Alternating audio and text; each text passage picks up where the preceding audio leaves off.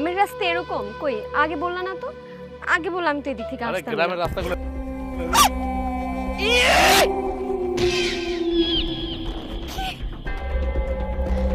এই মহিলা, আই এদিকে আসেন।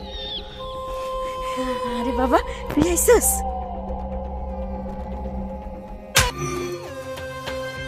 এই মহিলা, গ্রামে কাজ করতে হলে এদিকে সেদিকে তাকিয়ে সবকিছু বুঝে শুনে তারপর কাজ করতে হয় না?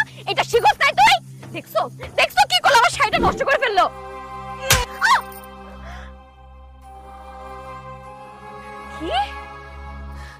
তুমি সামান্য একটা গ্রামের মহিলার জন্য আমার গালে থাপ্পড় মারলা? এই মহিলাটা আমার মা, এই বুড়ি মহিলাটা আমার মা। তোমার এত বড় সাহস হয় কি করে? তুমি আমার মার গায়ে হাত তোলো? এত বড় সাহস তোমার হয় কি করে? কি? এই মহিলা তোমার মা?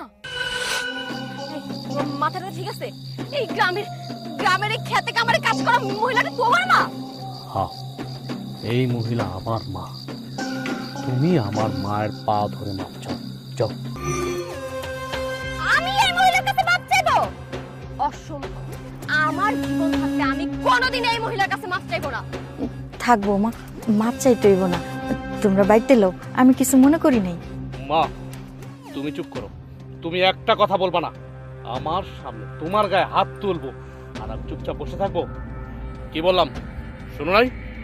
তুমি যদি আমার মার কাছে মাপ না চাও তাহলে আমিও তোমাকে মাফ করবো না।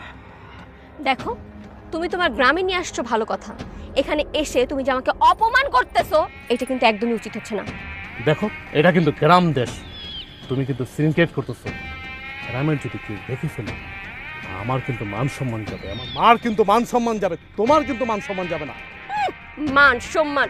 যেই না আমার মান সম্মান সেটা তোমার মাকে দেখলেই বোঝা যাচ্ছে। মান সম্মান না জানো ছাই একটা গ্রামের খ্যাত মহিলা।